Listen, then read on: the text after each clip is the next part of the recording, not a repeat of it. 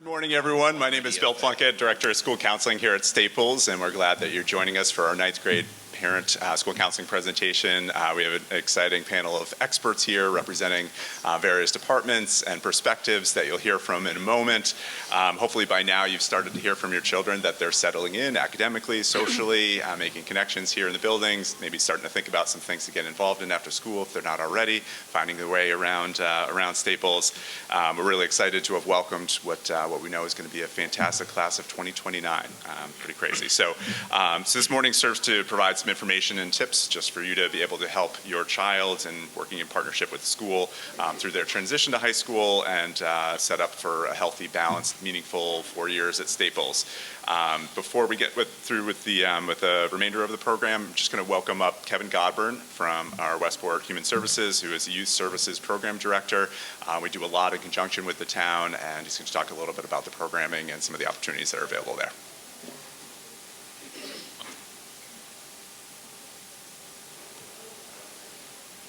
Thank you, Bill, and good morning, everybody.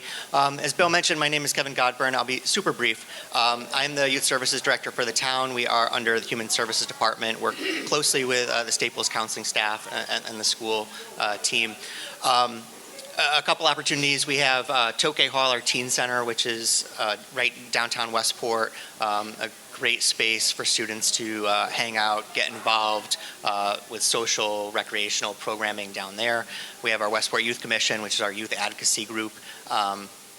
They are students from Staples, from Westport residents that go to private schools, really involved with addressing different youth issues here in town. We also have Westport Together, which are our Youth and Family Alliance. We do a number of different programs throughout the year. We have a program coming up partnering with Positive Directions this coming Monday, a panel at the library on parenting stress. You may have also seen, we just announced last night, we're really excited. On October 20th, we have author Melinda Wenner-Moyer. So her new book, Hello Cruel World, it's science-based strategies for raising terrific kids in terrifying times. We'll have her coming for a conversation on October 20th. And if you were here 2 years ago when we had Jennifer Wallace, which was wonderfully moderated by Deb Slocum, I think this is going to be a really nice companion piece to that and a nice follow-up to that program.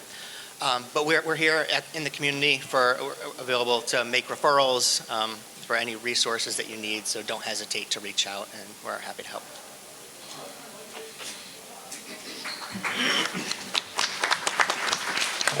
Thank you, Kevin. Hi, folks. My name is Victoria Capozzi. I'm one of the 11 counselors here at Staples High School. Just a quick overview of our format today. As you can see, we have a panel up here who will take questions from me, Mr. Plunkett, as well as you. We want this to be an interactive presentation, and we want to learn what is on your mind. So in front of you on your handout, you have a QR code to send in any questions, particular questions you might have. In addition, should you not have your phone with you or don't wish to use your phone, you're welcome to alert Ms. McGilnick, who's in the back of our cafeteria in a brown sweater. She has a pad and a pen for you to write your questions. She'll deliver them to us up front. Our panel includes an administrator, a counselor, 2 teachers, 2 students, and a parent. So with that, we'll start and we'll ask the panelists to introduce themselves and share their roles in working with 9th graders. We'll start on this end with Mr. Micinilio. Hi, I'm Pat Micinilio. I am the assistant principal for the class of 2029. I am also the department chair for tech ed and culinary arts. My name is Tom Brown. I'm one of the 11 school counselors here. We each have a caseload about 160 to 180 students, and a quarter of that's the 9th grade. So a quarter of my caseload will be about 40 students in the grade 2029. Hi, my name is Kelly Falcone. I teach academic support for the 9th grade, and I also teach the Bridge 9 program. I'm Holly Sulzycki, longtime English teacher here at Staples, and I have 2 sections of 9th grade this year and have taught 9th grade every year I've been here. I'm Ellis. I'm a senior. I'm a part of Staples Players, the theater program, and Link Crew, the freshman and new student orientation program here at Staples. I'm Ryan. I'm a senior here at high school, going into my last year. I'm a part of Link Crew as well as the ski team and some other programs here at Staples. I'm Becky Martin. I am a last-minute substitution for somebody who really knew their stuff. But I am a parent of a college sophomore and a junior and sophomore here at Staples. Thank you, panelists. So my first question to the panel, and we'll start with the answers on our end with Mr. Micinilio going down the row, is there are tons of resources at Staples, panel. What's one resource at Staples that you think all parents should know about? Yes, there are a ton of resources here. I will speak selfishly. How about that? I think the assistant principal's office is a fantastic resource. I said this to your children on day one. I will say it next week at back to school night. Your children do not have to be in trouble in order to come down to the assistant principal's office. We are here for a multitude of things. So we all have, all four of the APs have a grade level assistant who works with them. So our grade level assistants are excellent resources as well. They're coaches here in the building. They're fantastic people, and your children should get acquainted with all of us. If there's a question that your child has about something related to the freshman class, I'm the guy that they can come to. If they have questions about other things related to school, like clubs and activity, I think next week we're doing the involvement fair. Clubs and activities, Miss Sincata, she's the senior assistant principal, senior class assistant principal. She can answer that. Questions about items that are lost and found. Mr. Lawrence and his grade level assistant, Mr. Sullivan, they can help out with that. Mr. Farnan, he's been here for 150 years, so he can answer all sorts of questions about policies and whatnot. In fact, today, here's a perfect example of how an assistant principal can help. One young man who is playing on the football team could not tie his tie this morning. Aww. And he asked me for a little bit of help, so I helped him out tying a Windsor tie for him. So awesome. Again, don't have to be in trouble in order to come down to the AP's office. We have great relationships with our kids here. I'm also going to throw in a shameless plug for this one and go with the school counselors. I think despite how often we try to inform the students of the variety of things that we can offer them, they still see us as either scheduling for their courses or waiting until senior year when they want to apply to college, and then we help them with that process. But there's 3 years in between plus the rest of senior year that we have a variety of skills, lots of things that we like to help students with, all the social, emotional, helping them work through problems with classmates, teachers, homework, whatever it is. We wish that they would come to us sooner. And the other thing that I like to tell the freshmen about coming to counseling is the more that we know them, the more that we can be helpful in those moments when they need us. So when I have kids that come to see me just to say, hey, I had a really great soccer game last week, or next week I'm going to go somewhere for the weekend with my family, we're doing this. It might seem like minor information, but down the road when something else is coming up, oftentimes that information is helpful for me in being a support to them. So encouraging them to come down, meet their counselor, get to know us a little better, even if it's just to check in and say, hey, this is who I am, that's perfect, and that's what we love. So counseling office is a great place as well. To spotlight an academic resource in the building, we have a math and science learning center on the second floor. And there's a math teacher and a science teacher there every period of the day. And I like to encourage students to go there because you can pop in and ask one single question. It doesn't have to take your whole free period. It doesn't take your whole academic support period, or if you check the lunch waves, the students could go during lunch. And so it's a great way for them to get a quick check-in during the day. And I think it helps for them to know that it exists because it helps with some of the excuses, right? Oh, I couldn't meet with my teacher this morning because the bus was late. I have practice after school, I can't meet with my teacher. Well, here's a chance to meet with a teacher and get a little support. And I also think it builds a little confidence because they learn how to approach an adult and explain their problem and be open to feedback. So I encourage them, anytime you have a quick question, just to try it out, go to the Math and Science Learning Center and get some support. I'm going to build off of that with another shameless plug. I would highly recommend the Writing Center. We have a Writing Center on the second floor. It's built into the English department, and it is staffed by one of the English faculty every period as our duty. So I always encourage students, if I'm not free for a conference the same period they are, my colleagues are there every period to step in, and it is a question. It's a 10-minute conference usually, or a can you help me do this, or I'm stuck on a topic sentence, or my teacher keeps saying this word, it's grammatical and I have no idea what she means, so I need help with that. So we cover a range of needs, and again, I think it's really nice. I have worked in the Writing Center, and I love working with kids who are not necessarily my students and getting to know them. So that's my plug. I'm going to put another one in because they're not represented at the table. I would highly recommend encouraging your students to meet our wonderful library media specialists in the library and all of the para educators who work in that space. They become a wonderful outlet for students. They are not academic. There are no grades attached. They find and get to know students and their passions, sometimes around books, sometimes around games, special interests. So using the library as a resource is also a wonderful opportunity. I would say that, for me at least, the most valuable resource has been my teachers.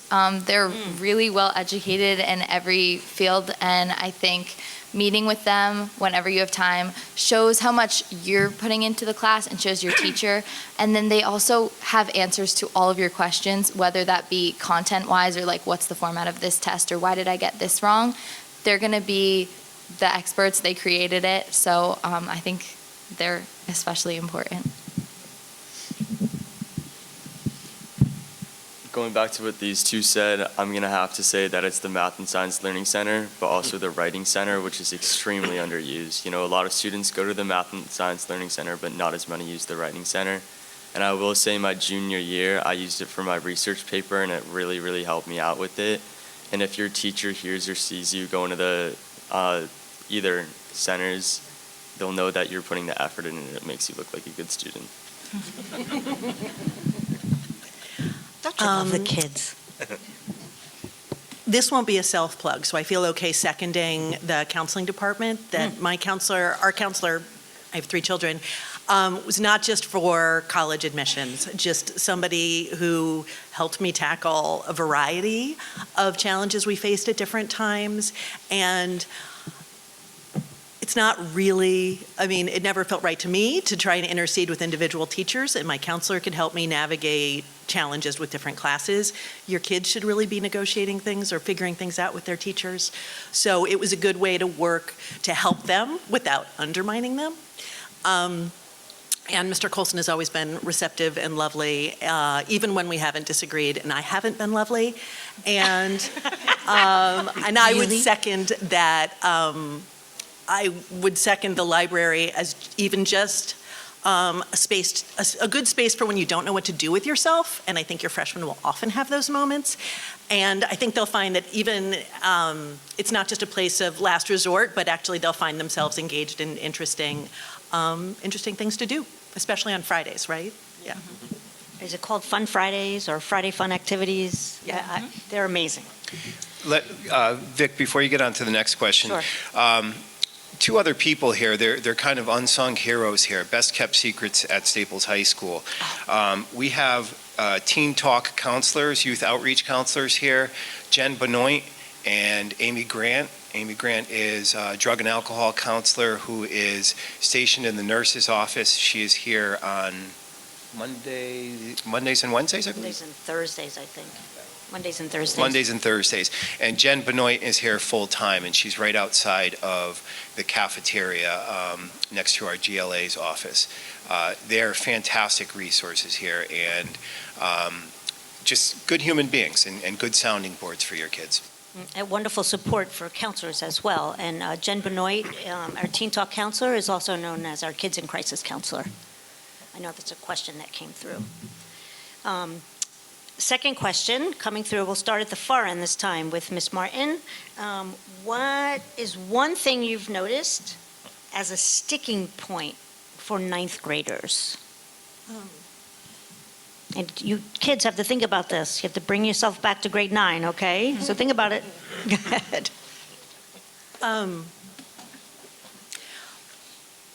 Everybody has executive functioning challenges.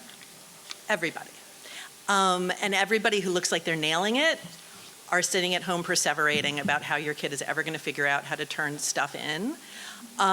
So it's a sticking point for all of them, and develop strategies, systems. They will fall away, but things will get better. So I would say, if I can have a second, lunch is still a sticking point. It's not as bad as middle school, but anxiety is a naturally occurring substance in my family. So we are used to, like, do you have a plan? Instead of saying, did you, I try not to transfer my anxiety onto my kids by saying, rather than who did you sit with at lunch, but to say, do you have a lunch strategy? What did you eat? But I think it's tough before things settle in, and there are multiple lunch periods. So your kid has to figure out lunch for every schedule day.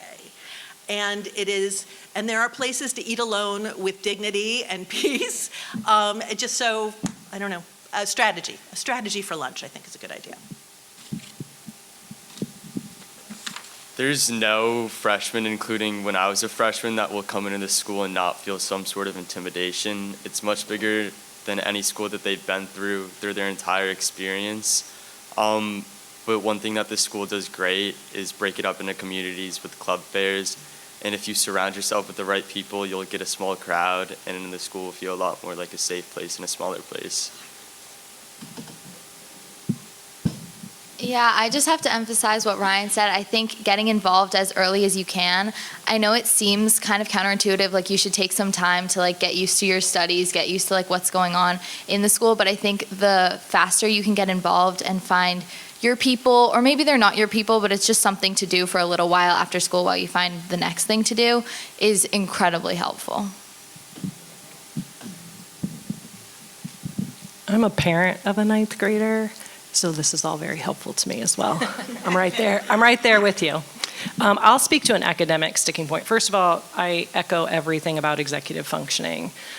Giving some time and space, setting some strategies for executive functioning is really important. And I think just academically, it's really important for everyone, students and families, to understand that in every subject, the skill band changes in 9th grade. And it makes a significant jump. That's not to say that people won't be successful. It's to say that in the first few weeks of school, it's a little bumpy. So you might be having students who are feeling some bumps right now. You might be feeling some bumps that are academic in nature. I think communicating with teachers is really important, and encouraging your students to engage with their teachers, not about the number in Power School, but about the skill that's at stake with that number. And I work really hard with students to say, let's back that up. It's not actually about the number in Power School. It's about the skill we're trying to work on. So just conditioning that space and giving some time for the bumps, I think, is really important, because it is a big skill jump. They're used to getting a lot of credit for doing school, turning something in, but the skill work increases, and that is worth persisting through. Thank you for that. To continue building on that, I think a lot of students don't realize that with our schedule, you can drop a class today and still have a test tomorrow. So they'll come in academic support, and I'll say, how do you feel about tomorrow's math test? And they'll say, how can I have a math test tomorrow? I don't have math today. And it's like, well, you can still have a math test tomorrow. So relying on Schoology to look ahead and see what is coming your way in advance, not just day by day, so that way they can start to develop some of those study habits, make a plan of when you're going to study or when your homework is actually due and when can you get it done. I think adapting to the schedule is a big transition because you won't see everyone every day, but you still have responsibilities to handle. So when your student is at home and they say, I'm all done, you could say, great, let's look at Schoology for tomorrow and the day after and the day after. In case you really have nothing to do today, should we start studying for something now, knowing, what their practice schedule looks like, what club meeting you have tomorrow? So helping them get a handle on looking forward instead of just looking at today. So I think you heard us all talking about the resources, and I think a lot of us pointed to resources that were here to help students, and I think that's one of the sticking points that I find with a lot of ninth grade, and sometimes even at 10th grade, and maybe even through senior year, but feeling comfortable reaching out for help. I think a lot of kids here feel like I'm supposed to do this on my own, I'm supposed to be smart enough to do this without somebody telling me. But nobody can do that. The idea of teaching is that there's somebody to learn with the teacher, and I try to encourage students to be comfortable reaching out for help and knowing that it's okay to ask for that. But I think that's a big sticking point for ninth graders. They feel like asking their teacher for help implies that they are not capable. And all the teachers here are more than happy and excited for the student that comes through their door and says, I need some help. Whether it's for studying, content, whatever, just that's what we're here to do. So encouraging them to be confident and brave to try that is a big part of it. Well, I started things out by saying you don't have to be in trouble in order to come down to the assistant principal's office. However, I do deal with disciplinary matters. So let me talk on that for just a second. I think that oftentimes when our students come to ninth grade, there are a lot of middle school behaviors that they bring with them, and we need to break them from that. Freshmen are still very touchy-feely, very touchy, I should say, not touchy-feely, touching one another. And they came from a middle school where their cell phones were not a part of their lives. As most of you know, we are looking to go to a bell-to-bell cell phone-free school, hopefully in the near future. The cell phones become a problem, and I've dealt with 2 disciplinary issues this year so far, and they both involve phones. So I think that they need to exit middle school and embrace all of the wonderful things that we've already been talking about here. And they need to put some of the middle school behaviors behind and definitely put those cell phones away. So thank you. Some great insights so far on a variety of topics, and we've got a lot of really good questions that are coming in. Again, we have the QR code there up on the screen and in your handout if you have questions. And if that's not working for any reason, you can see one of the counselors and ask any questions. We'll just kind of filter everything and try and make sure we get to as much as we can. First question that came in was a really good one about free periods. And Kelly, maybe I'm going to direct this one to you to start, and then others can jump in. But advice about how parents can help support their child best utilizing free periods, whether it's learning center, writing conferences, meeting with a counselor, how to support your child and kind of best utilizing that time. Sometimes we know as parents that those helpful reminders aren't as effective as we may want them to be. So what advice do you have in those areas? Sure. So free period, it depends on the time of day. If I were encouraging my student, I would tell them to make themselves a list of how they're going to start every free period, right? First, I'm going to check Schoology, then I'm going to check Google Classroom, and then I'm going to see, is it the end of the day and I need to find my stuff for practice? Is it the beginning of the day and I know I have a math test later, I'm going to go to the Math Learning Center? So one of the ways we encourage students to help themselves get organized is when they use Schoology, they can add their own notes to their calendar. So the night before, they've done their homework, they know they have a free period tomorrow morning, have them put a note in their calendar that says, during free, go to Math Learning Center. And kind of get them in the habit of writing themselves their own little to-do list for the next day. I also think a lot of times they'll have a free period during lunch and they won't really know what to do, and they'll spend 3 lunch waves sitting in the cafeteria. So they might want to think ahead, what's the lunch wave I really want to see my friends? That's the lunch wave, I'll go to the caf, and then I'll head to the library during a wave or something else. So just encouraging them that free time is your time, right? It's your time to make use of all your resources in the building. If you're struggling with something, email your teacher, see if they have the same free period. But helping them the night before think of how they're going to use their time tomorrow. That way, all of a sudden, they're not like, I have 50 minutes of free time. This is great.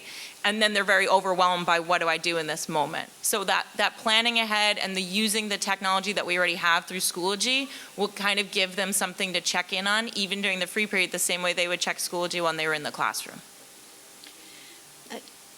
Does anybody else want to say anything before I go to the next question? You kids want to chime in at all? Yeah, sure. Go ahead. Don't be shy here. We're back and forth. I'll say that you're gonna have a lot of work at points, and there are gonna be points where you don't have a lot of work. So if it's a day where you have like lunch free and you spend all 3 waves in the cafeteria, it's not the end of the world. But the biggest factor in everything is gonna be your environment. So if I have lunch free and I go to the cafeteria and I'm like, oh, I'll get work done here, the odds that that work gets done is pretty low. So I will say that your environment is everything. So if you have a free period and you really need to get work done, put yourself in an environment where you can get that work done. Utilize the tools like the Resource Center. Also, your Schoology calendar is really big. I started using that like sophomore year, and it made a major difference in every way, getting work done, stopping procrastinating, knowing what I have to do, and it made big differences for me. The biggest factor is just going to be your environment. Sometimes they just need a break. And when they're done visiting with their teachers, or they're done going to one of the learning centers here or the writing lab, those are places where they can go to just veg out for a little bit. They can just be kids and continue to build their social development. Ryan, can I ask you a quick follow-up question? You said you started using Schoology more in grade 10.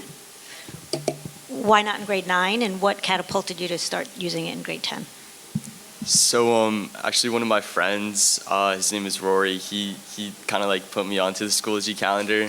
And it's not, he also told me that you can go in and there are tabs and you can color code your classes, and it makes it really easy and really organized, and it was a huge resource for me. I also had a study skills teacher that encouraged me to use it. In 9th grade, I wasn't on top of my work. I was falling behind a little bit. And I didn't even know that the Schoology calendar was a thing, but when I learned about it, it became a really powerful tool, and it brought my grades up. Thank you. So the next question up would be for Mr. Brown, Mr. Tom Brown. So can you talk to the group a little bit about how level changes work?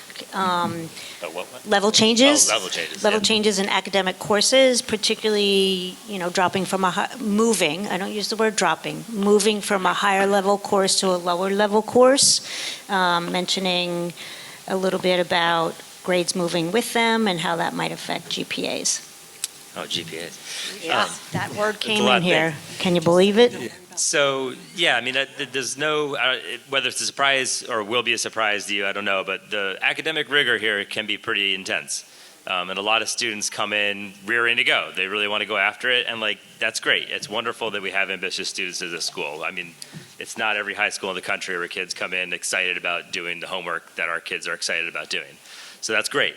And there are times when they overload. They take on too much. They don't account for, I'm also playing a sport. I'm also in theater. I'm also in charge of taking care of siblings when I get home from school. So homework is tough. There's a lot of things in their lives that they don't think of outside of the actual classroom experience.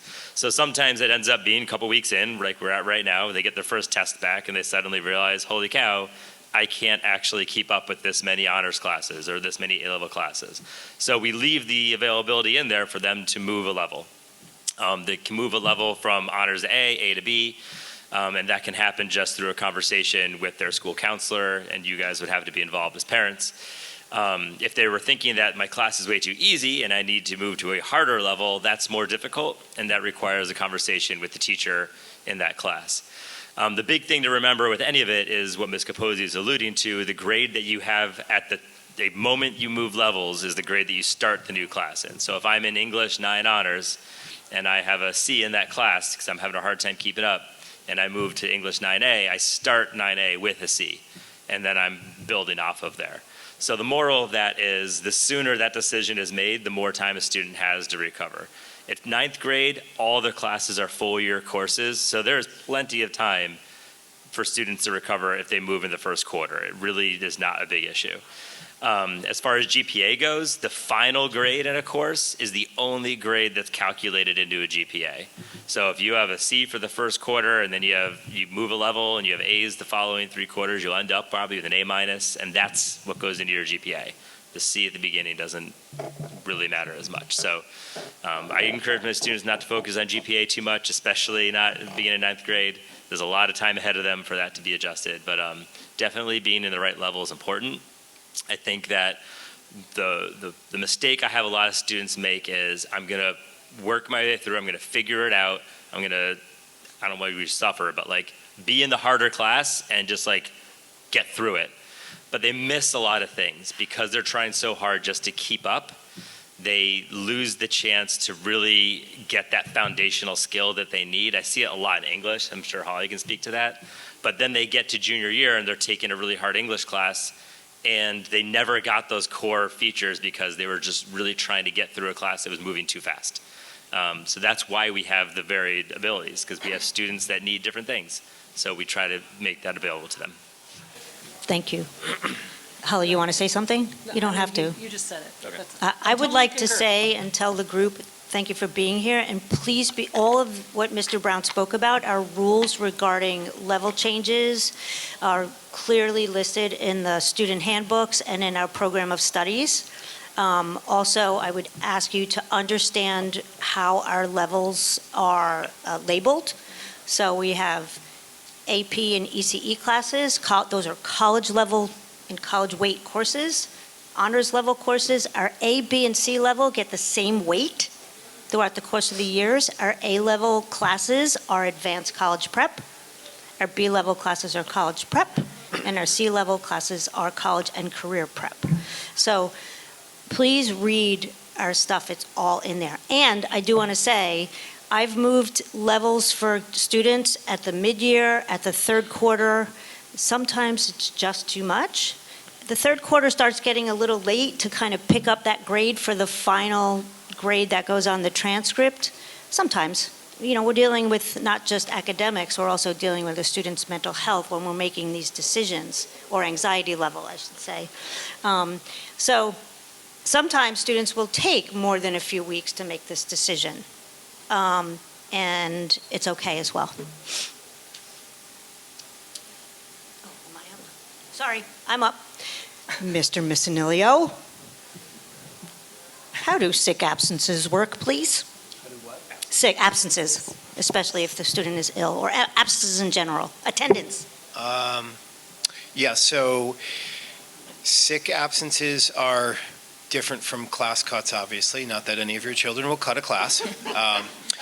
But yeah, you can either contact the grade level assistant, bring in a note the next day to give to the grade level assistant, or contact the attendance line and just fill out the form, and the absence will be excused. Students can lose credit in a class. So if the absences in a full year course go past 20, a student can lose credit in that class, and in a semester-long class it's 10, in PE it's 5. So if the absences continue to mount in a class, at the end of the marking period, at the end of the semester, or at the end of the school year, we do have an appeals committee for students. If they do lose credit in a class, they can appeal to get their credit back. So if a student, say, has mono or something during the school year, and they have a number of absences related to that, we would take that into consideration, and the student would probably get their credit back. So you would just report the absences to, as I said, either the grade level assistant, bring in a note to the grade level assistant, or the attendance portal. So some questions about connections, and maybe students, if you guys want to talk a little bit about connections, what that time looks like, what your experience has been, and then teachers, if you also want to talk a little bit about leading a connections group, and also link crew and how some of the things are that you did already, just as context, and then pushing into connections throughout the year. when every freshman comes into the school, you're put in a group of about like 20 kids or so, and you are with that group of kids, with that teacher, all 4 years of high school. It's just it's what's used to make the school feel a little bit smaller, more like a small community, and get to know your classmates a little bit better. In that time, it's utilized at some points just to have fun, and at others, getting messages across, breaking up into smaller messages. So like if you have PSAT stuff, and like the next week they may talk about it then. They talk about like events that are going on, and it's a good time to connect with your peers and have a good time. Freshman year, you'll have a link crew leader. So all your kids have a group of link crew leaders that just lead activities. They can go to them with any questions about the school. So any questions that they have, they can reach out to people like me and Ellis who are part of link crew if they have any questions or anything. Yeah, I would also say that they've already met us, like we've already done the orientation with them. That's with their mentors that they're going to have for this whole year, and with their students that they're going to be with for the next 4 years.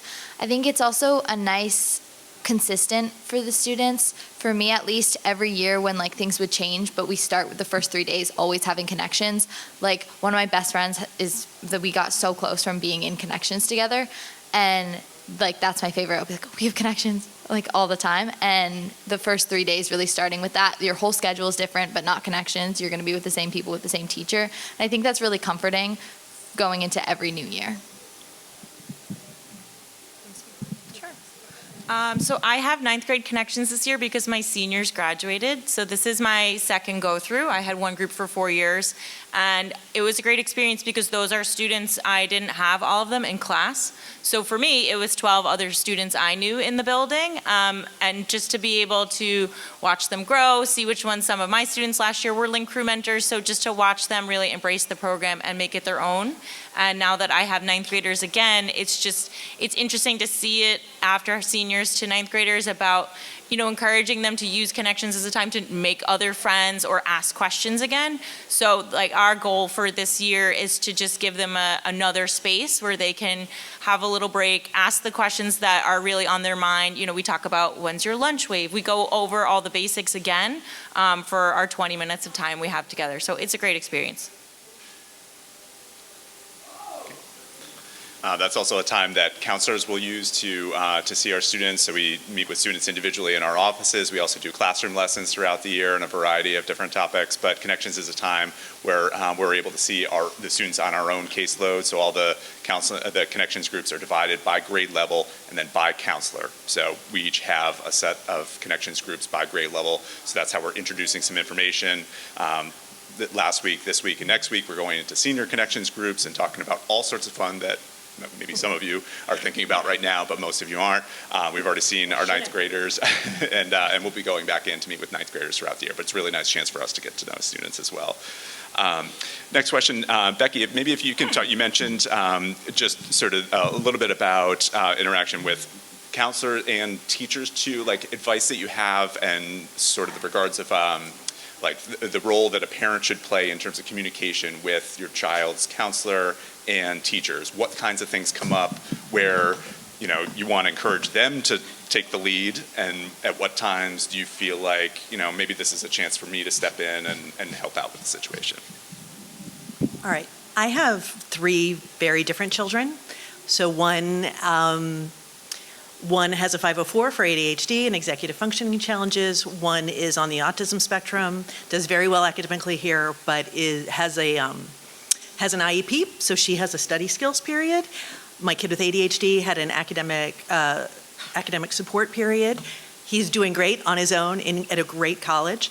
And then I have a more independent, I have a very independent learner. I have an independent kind of exceeder. So if you have the great good fortune of having an academic support or a study skills period, that's always the teacher I am in touch with. That's the teacher who helps your kid, stay on top of, use those Schoology calendars, which I just learned about, and stay on top of their stuff. So So I have never really been in touch with a Staples teacher one-on-one about how my kid is performing in class. Two of them have had the support of their academic support or study skills teacher in navigating that themselves. And the other one likes to talk to his teachers. And when I did talk to my counselor about something that was going on in class, it was important. It was a big thing. It was a decision about whether or not to drop a class. But I will say, and also I've talked to Mr. Colson about lunch, which I flagged as something that was a little challenging for one of my kids, figuring out how to navigate lunch. And he's very shy and connect with people. And that is something I reached out to Mr. Colson for. And he had ideas. And he had ideas the next semester and the semester after that. Like, we had an ongoing conversation about that. So, I mean, is the wrong answer that I haven't talked to a teacher? Because it's, yeah. Well, Yeah. you may not have had to talk to a teacher because your Right. children may have talked to them themselves. But not because, just to be clear, not because we're nailing it. I've never talked to a teacher. I've never talked to a teacher because there were other people in the building who were the right people for supporting my children in those instances, I guess. In certain instances. Yeah. For the most part, if it's an academic issue, the teacher would be the first point of communication. Can I You want speak to talk, that a Holly? minute? Go. Sure. Right, but I, like I said, I always put that on my kids, or they had a teacher helping them. I think that's a great point. It is a big shift into high school, but if working to be proactive is giving your students some language to approach a teacher, I've been practicing that with my own son. What would that sound like? Here's what you might consider saying. He has the advantage of the fact that I've gotten a lot of examples of what not to say or how not to say it. I never turn down a parent communication. We're a team. But I also, in email responses or phone call responses, I always want to, there will always be a plug for, see if you can encourage Jimmy or Susie or Billy to come talk to me, and here's what I'm seeing. It doesn't always require a phone call. Sometimes a quick email, at least for me, I can't speak for every teacher, but a quick email that says, hey, I noticed that he was really struggling with the homework last night. Are you seeing him struggling in class? I'm happy to give you 3 bullet points quickly to give you an update, or to say, hey, why don't, I haven't actually seen that, but I'll keep my eyes open. So it really depends on the circumstance, but the more we can do to make them independent communicators and to provide some of that language, because it can be intimidating, I think that's really important. Becky, you want to say something? Yeah, I just wanted to clarify. I Thank you, Holly. have been in regular contact with the academic support and study skills teachers. It's just that the subject matter teachers, they have those other teachers to help them navigate that. So there are teachers I know well. And anytime there's a question about it, like I get a lot of calls or emails from parents trying to feel the lay of the land. Like, is this a time that's appropriate for me to reach out to a teacher, or is this a time that I should be pushing my child to reach out to a teacher, or should I have them come see you first? Or, like, I think the school counselors is also a place, if you're unsure of how to move forward, like, that's what we're here for. There's a show called The Ambassador. I've never seen it before, but I watched it with my wife. I was like, this is what I do. Like, it's a lot of what we do is navigating the systems of the school. And so if you're stuck on how to do that, a school counselor is a great place to get some advice on what path to take. Thank you. So the next question, I think, could be answered clearly by the kids and the teachers, the academic teachers, so you guys just chime in. So let's talk a little bit about posting of homework and assignments on Schoology or Google Classroom, and do teachers typically post homework daily, weekly? Let's talk about timing of teachers and posting assignments. Who wants to take it on? Kids? Yeah, so correct me if I'm wrong, but I believe that teachers are required to post on Schoology any homework. So again, I always use the calendar. It's always posted there with the date, and I can see the list of what I need to get done, when I need it done by. What some teachers have a lot of math teachers will have like you scan it in with like the Notes app, you scan in your homework as a PDF, which is popular, which can be a little bit confusing, but teachers will work with you with that, so it's not a big deal, you know. No one's working against you. As far as coursework goes, you'll get homework from pretty much any class. I mean, it depends on the teacher. I've never had too much to do, but there are nights when like homework piles up, and if something's going on where you can't get it done, you can always reach out to a teacher. Make sure you do that before it's due, or else your teacher won't be willing to work it out with you. But if you reach out like the night before the homework's due and you're like, hey, this is going on, I can't do this, they'll probably be willing to work with you a little bit. Thank you. Yeah, I think for classes like math, I tend to have it every night. I have for the past, since freshman year. And then I think it depends on other classes. I feel like more social studies, or when they want to do like projects, or maybe English if you were doing papers, like I've most of the time gotten like a week's notice or so, I think, to some of those larger assignments, unless it's like my sophomore year, when did U.S. history begin? I think we had like a month to think about that essay as we continue to learn. And I would say, going off of what Ryan said in terms of like the technology side and like scanning things in, I think teachers are really accommodating and really understanding. If something's going, like I've had things go wrong with my Notes app when I'm scanning things in, and I'll just go in and be like, can I just show it to you because I couldn't scan it in? That they have no problem with that. They want you to succeed. They're not like rooting for your downfall or anything. So.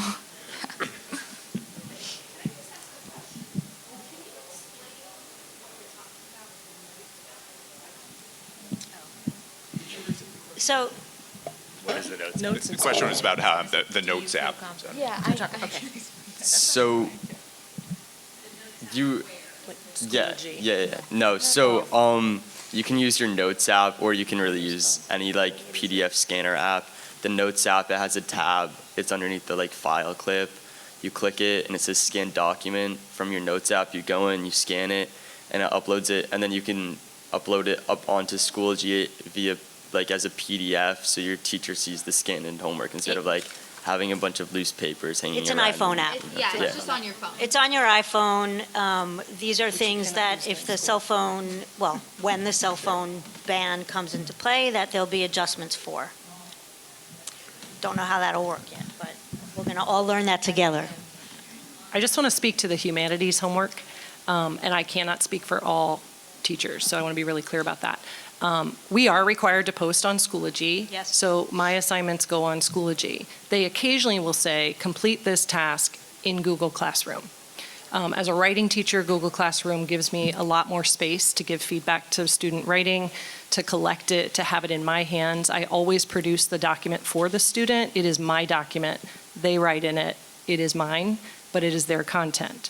That has a lot to do with the fact of organization. And executive functioning. So it helps us all stay organized. I would encourage everyone to make sure you read the syllabus and expectations for every single class. My parent communication was that the students had to read the syllabus, share it with a parent, and sign off on it. Not every teacher does that, but it's mostly because it has all of the guidelines for where things are and when they'll be posted and how they get submitted. I would say that a lot of teachers post things. I post my supplemental documents on Google Classroom because I need my kids to have them in their face while they're doing the writing. So I provide whatever they need in the same place. So, Ms. Sulzycki, let me interrupt 1 second. You would post that in Schoology to say, see the document in Google Classroom? Absolutely. Okay.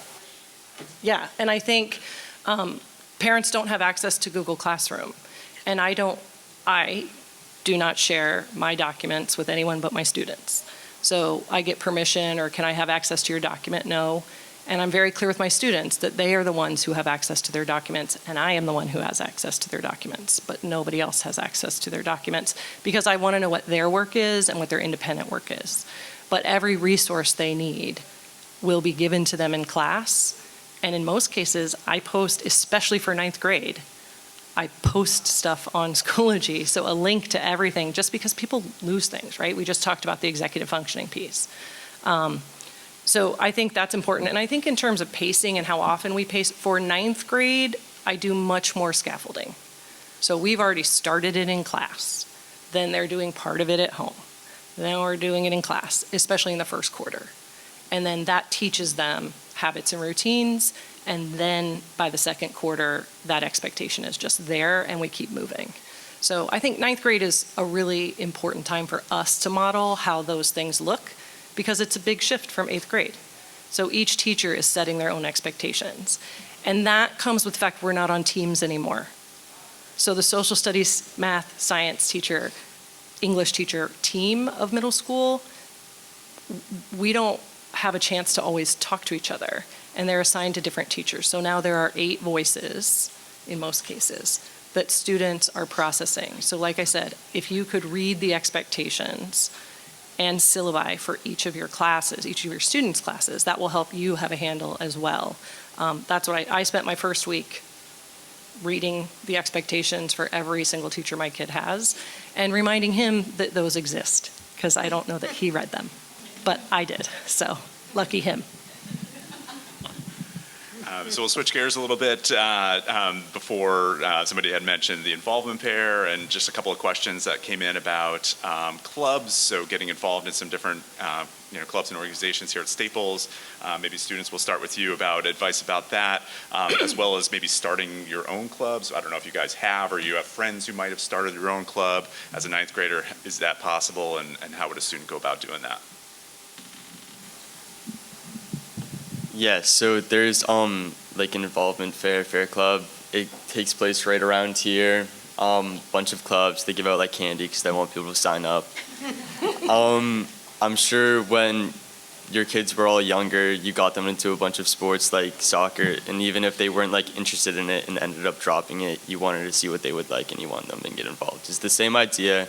If you sign up for a club, it doesn't mean that you're in the club. It means that you're on their email list and you will get notifications from them. So you can sign up for pretty much anything you want. It's not a commitment. You're not committed to anything. So sign up for everything you can is what I would tell any kid. I would do it myself because they give you free candy. I love your honesty. Yeah, I think getting involved is a huge thing. As in terms of making a club, it's not difficult. You really just need an advisor and probably like a plan for what you want your club to be about. And then you just fill out a Google form to Miss Incata and you get approved or denied. You don't really have to do much to get approved. I've had a club for a year and we barely do anything. But it's just fun. And I feel like that's also where like connecting with your teachers kind of counts. Like Mr. M knows my club advisor is Mrs. Lynch, and it's just because it's fun and we just love talking to her, and like building those connections with her was because I struggled in her U.S. history class and I was meeting with her and I was like, I don't know what to do. This is taking me so long. I'm doing something wrong, and so on and so forth. So I think that also helps build connections within teachers and within students. Thank you. Oh, Kelly, you would like to Can say I have something? shameless plug time? I advise a club. I advise the Jewelry Club, which a few years ago, one of my students was very interested in making jewelry, and she started a club.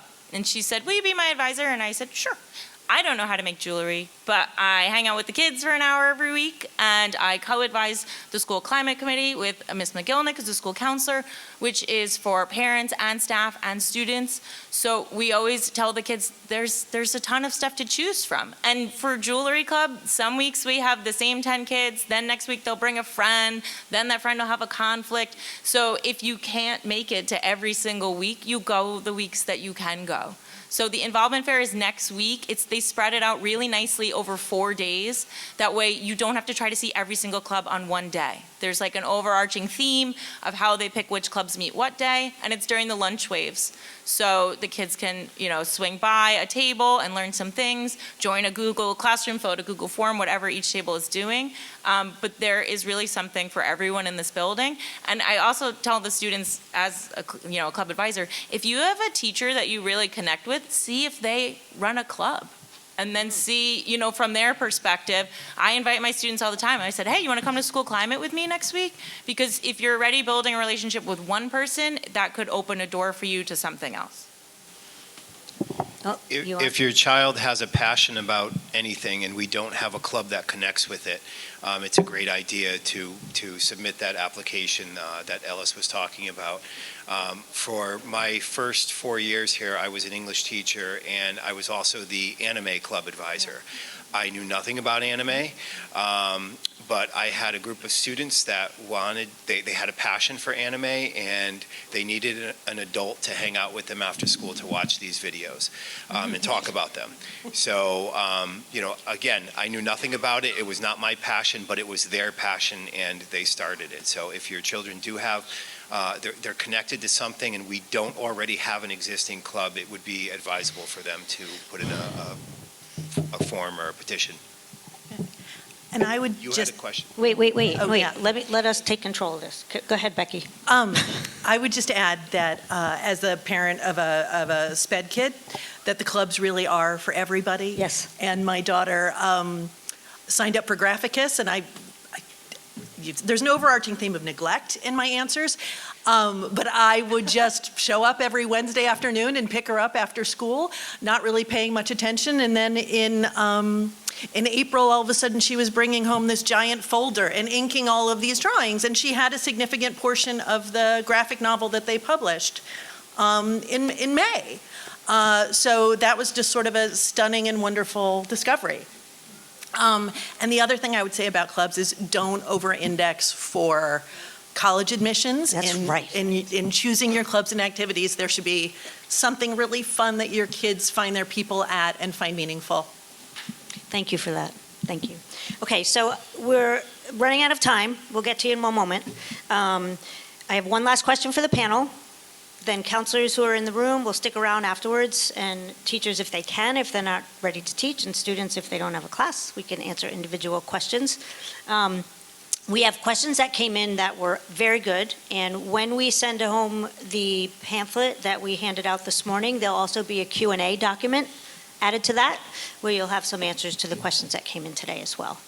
So let's, the final question is, think about your final thought to share with parents of students starting this high school journey. We definitely would like to hear from Mr. Brown on this, and anyone else who would like to participate. Mr. Brown, you think I planted that? Yeah, so earlier I talked about students not wanting to reach out for help because they're afraid they're going to make mistakes, things like that. I've only been a parent for almost 6 years now, but I've already come to know the experience of wondering if everything that I do is wrong or if everything I do is okay and if my kids are getting screwed up by my choices or not. So I think that I encourage you to, as you approach high school, really focus in on what you're trying to do for your kids and what you hope for them and trusting yourself and your instincts and the values that you have as a family. The further you get into the high school experience, as Becky just mentioned, the more you're going to start hearing noise about college, the more you're going to hear about the things you should be doing. And you're you and your kid is your kid. That is very different than your neighbor and their kid, your friend and their kid, your sister and their kid. All those people are different people. All those kids are different kids. So you have to try to remember the core of who you are and what it is that you want for your child and try to mute out the noise as much as you can. Thank you. Anybody else? Parting words?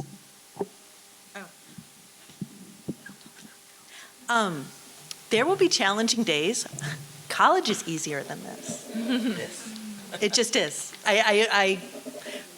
My kid was a fine student at Staples, but not a top student by far. But he is an A, B+ student in college, and like I said, in his happy and negotiating all of his executive functioning. You only have 4 classes at a time, which helps. But he got a lot out of this, and it paid off.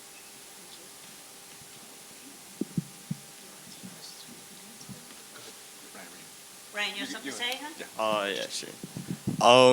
I have a sister that went through this school, and much like what you said, she's excelling in college, but she struggled a lot in high school. And I will say that sometimes you just gotta let your kid fail and get back up and learn those lessons. Out of the mouth of babes.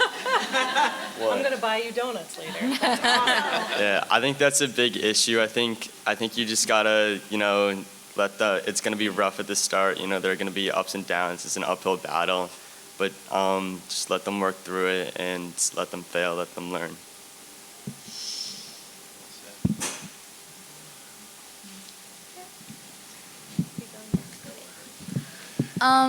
I would also say that it's really fun.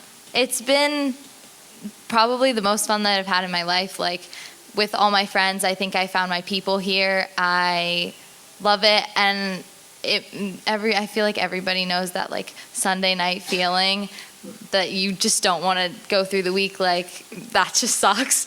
But I think I found, especially like halfway through my junior year, like I wasn't really getting that anymore because I was really starting to enjoy, like I had lunch with my friends. I spend 25 minutes in the morning with all my friends together before we go off to our classes. And I think that's really valuable. So I think like, I was just talking to Ms. Sokolowski this morning about like balance. And I think make sure that your kids are having fun, because it is fun and it should be fun.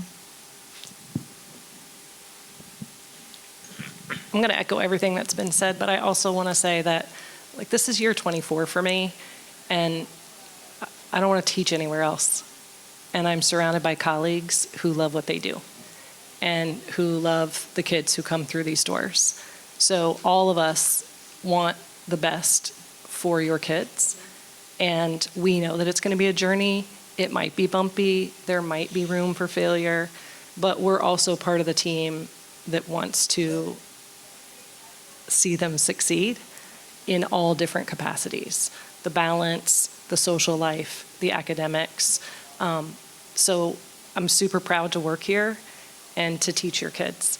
And I know that I have tons of colleagues who feel the same way. Here I am, your colleague. I think for the ninth graders too, it's kind of about figuring out who they are as people, right? The classes that make them happy, the clubs that are fun and interesting. And I think ninth grade is a great start since they all take English 9 and global themes, right? We start them off on one path together, and then letting your student tell you who they are and what they're interested in looking at moving forward. And I think encouraging them to try things, if they need an art class and they're like, what's photography all about? Say, why don't try it out? It might inspire something new for them, and just kind of encouraging them to speak to what is hard for them, but also speak to what they feel confident about. That way they can build that desire to take control of their own day. Yeah, everything they said, basically. I think you need to listen to your kids. Sometimes you have a plan, and it might not coincide with what their plan is. You might think that something looks good on a transcript, and you might push your kid to take that extra honors class or that extra AP class or whatever it might be, instead of something that they might want to take, an elective that might be fun for them. And I know that you have their best intentions in mind and in heart, but really listen to your kids. Sometimes as parents, I'm a parent of 3, we tend to push a little bit more and not listen because it might be something that we think is best for them, but listen to them and understand what is actually best for them.